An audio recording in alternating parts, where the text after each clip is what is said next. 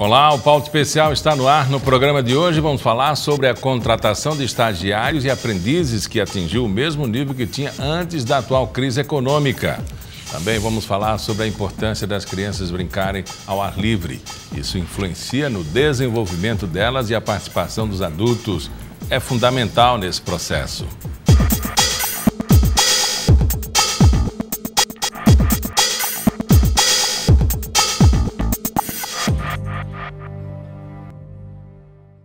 Balanço do CIE revela o número de contratos de estagiários e aprendizes. Cresceu 2,5% no primeiro trimestre do ano, se comparado com o mesmo período de 2016. Além disso, 78.624 pessoas foram beneficiadas por programas de capacitação em todo o Brasil. E a tendência é de crescimento até o fim do ano. A Fabiana Fernandes, supervisora de unidade do CIE em Alagoas, vai explicar isso melhor para a gente. Mesmo com os cortes do governo federal para os programas como o Pronatec, esse número se revela? Sim, a gente percebeu aí um aumento grande e isso é muito bom, né, para os nossos alunos cadastrados no CIE, porque isso vai possibilitar, inclusive, que ele dê continuidade aos seus estudos, né? A gente sabe que teve corte, mas a partir do momento em que nós inserimos nos programas de estágio e de aprendizagem, esse estudante ele fica mais tranquilo para desenvolver aí as suas atividades acadêmicas. A metodologia revela o que foi que aconteceu para melhorar? Olha, Miguel, eu acho que as empresas, elas começam a perceber o potencial do jovem, né? A gente ia muito às empresas e percebia que a empresa queria uma pessoa, mas essas pessoas não tinham a qualificação específica para determinadas funções. Então, o jovem, seja através do programa Aprendiz, que vai de 14 a 24 anos, ou seja através do programa de estágio, que é a partir de 16 anos, desde que tenha matrícula e frequência em instituições de ensino médio superior, eles buscam essa possibilidade de aliar a teoria da escola com a prática do mercado de trabalho. Então, o estágio e aprendizagem é uma extensão, é uma continuidade, é a diminuição entre fazer e saber.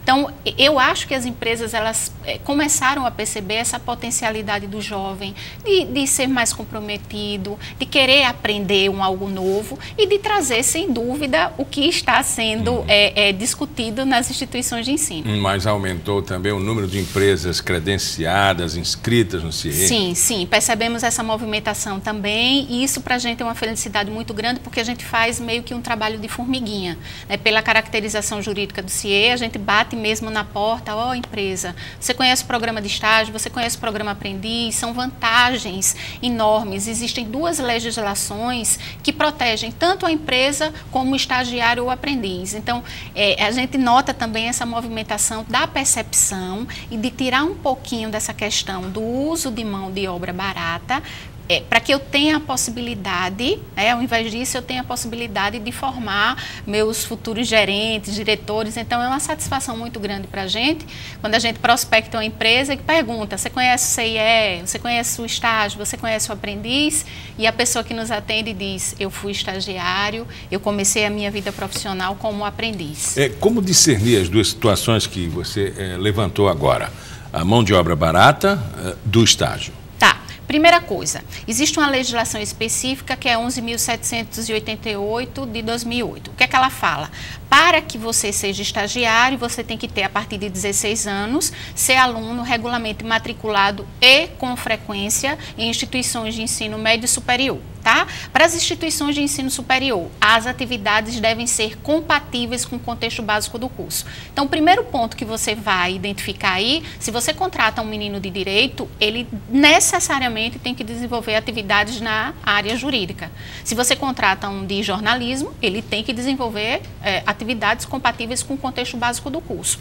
Não há aí uma limitação de que você só pode contratar na metade do curso, nos últimos períodos, não. Se ele é contratado no começo, ele vai desenvolver atividades mais simples, mas sempre com a supervisão, tanto na empresa, de um profissional formado ou com, para alguns cursos, experiência profissional, ou E, além disso, o supervisor na instituição de ensino. Então, isso descaracteriza muito essa questão de que antes não existia essa fiscalização e esse cuidado com o estagiário. Hoje, a legislação, ela cerca tanto a empresa como o estagiário desses cuidados. De 6 em 6 meses, ele tem que responder um relatório de estágio. Então, a instituição de ensino, ela tem acesso a essas informações.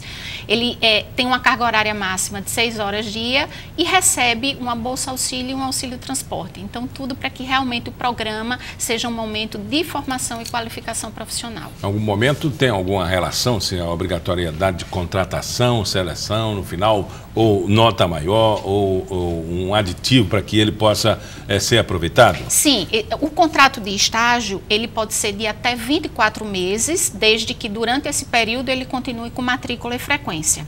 Se porventura ele já está nos anos finais da faculdade, vamos supor que esse contrato dure 6 meses, e no final é sempre muito agradável a gente receber a informação de que o contrato do estagiário está sendo terminado e ele está indo para uma efetivação. Então, o propósito primordial é esse, ele tem até 24 meses para receber toda a orientação, toda a supervisão, todo o acompanhamento, toda a formação, para que ao final ele consiga essa tão esperada efetivação. De acordo com a legislação, quantos alunos podem atuar na empresa? Então, essa informação de 25% do número de funcionários em relação à contratação de estagiários se dá única e exclusivamente para os estagiários de ensino médio. Para o ensino superior, não tem essa informação. Então, de repente, você é uma empresa, você, sua esposa como proprietário, mas você quer contratar 5 estagiários de ensino superior. Pode, desde que sejam observadas aquelas informações, compatibilidade entre teoria e prática e que haja um supervisor com experiência profissional ou formação profissional. Pela tendência, esse aumento de 2,5%, em que profissões, quais são as atividades que tem essa perspectiva boa de mercado agora? Então, Miguel, agora no final do ano, a gente tem o período que a gente chama de sazonalidade do nosso número de estagiários. Por quê? Ou eles completam 2 anos, e aí eles não podem mais renovar, ou então forma na faculdade. Então, o que é que as empresas fazem? Apesar do aproveitamento que a gente tem de quase 60% de efetivação desses estagiários, mas como a experiência foi muito boa, elas voltam a abrir essas oportunidades. Quais são os cursos que a gente percebe que tem uma movimentação maior de abertura de vagas? Os cursos de administração, ciências contábeis, comunicação social, aí vão as habilitações de publicidade e propaganda, jornalismo, relações públicas, o curso de direito, o curso de economia, pedagogia. Então, são cursos que têm uma movimentação maior. No entanto, a gente sempre fala para os nossos alunos que não deixem de fazer o cadastro no nosso site, porque na hora que surge lá a oportunidade de estágio, para aqueles que estão cadastrados, e são muitos, para que você tenha uma ideia, hoje eu tenho mais de 25 mil cadastrados só aqui em Alagoas. A gente atende todo o estado, com escritórios em Maceió e Arapiraca. Então, a partir do momento que surgem essas oportunidades, para aqueles que estão lá aguardando, o sistema faz a triagem, lembrando que não existe um perfil, né, específico, é uma oportunidade que você busca justamente esse aperfeiçoamento. Então, o que é que o sistema vai observar nessa triagem?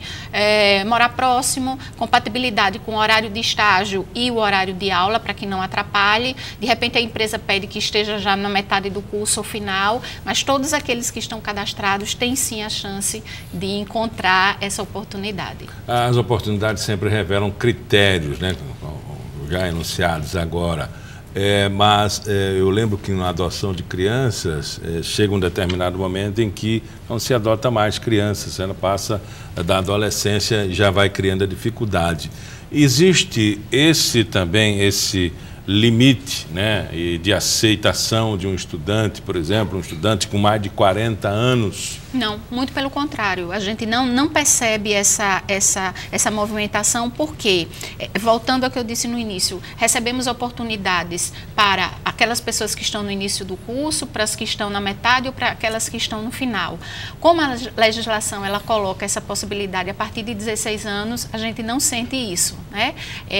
Para essas pessoas que têm uma idade mais avançada, pelo contrário, é a questão da maturidade, da experiência, que às vezes conta muito também. Como também tem empresas que, quando abrem essas oportunidades, algumas preferem até que o jovem nunca tinha tido contato com o mercado de trabalho. Então, a gente não tem essa percepção pela quantidade e a disponibilidade de vagas que nós recebemos. Como é que é a aceitação do estudante? Ele vai entrar no processo de busca ativa, ele vai se candidatar, ele vai se inscrever? Ele faz o cadastro no ciee.org.br, que é o nosso portal. E daí ele fica acompanhando as vagas que são disponibilizadas, né?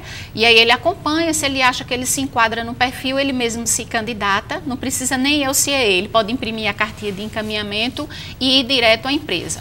Eu tenho cursos que têm uma dificuldade maior de abertura de vagas, então para esses meninos, geralmente eles procuram o CIE para tentar entender por que essas oportunidades não são abertas, mas a dinâmica é sempre essa, ele se candidata e aí diante das oportunidades recebidas pelo CIE, a gente faz esse encaminhamento. E o cadastro de empresas, como é? A empresa, existem dois caminhos, a gente faz a prospecção diária aos clientes, né, aquelas empresas que têm a potencialidade de receber os estagiários, ou aquelas que preferem procurar o CIE, procuram o CIE, lembrando que hoje a legislação ela abre tanto para as empresas, né, com o CNPJ, como para os profissionais liberais. Por exemplo, eu sou um advogado, tenho lá meu escritório, mas não tenho CNPJ. Eu posso contratar um estagiário? Pode, desde que seja um estagiário da área de direito também. Eu não posso fugir da minha área de atuação. Então, a legislação dá essa possibilidade para que mais vagas e mais pessoas sejam acolhidas através do programa de estágio.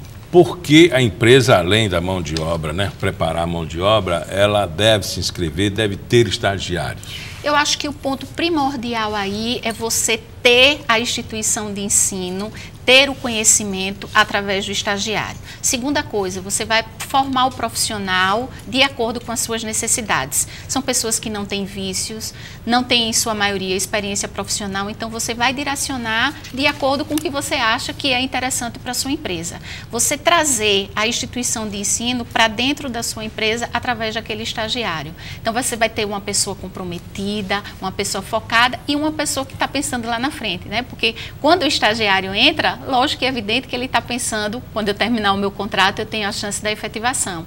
Então, é um aluno, estudante, que vai fazer com que cada dia o seu aprendizado seja maior. Se não tiver efetivação, no mínimo tem a experiência. Sem dúvida nenhuma, sem dúvida nenhuma. Olha, conversamos com a Fabiana Fernandes, ela é supervisora da unidade do CIE em Alagoas. Muito obrigado pela entrevista. Nós aqui agradecemos. No próximo bloco, vamos falar sobre a importância das brincadeiras ao ar livre para o desenvolvimento da criança. Até já!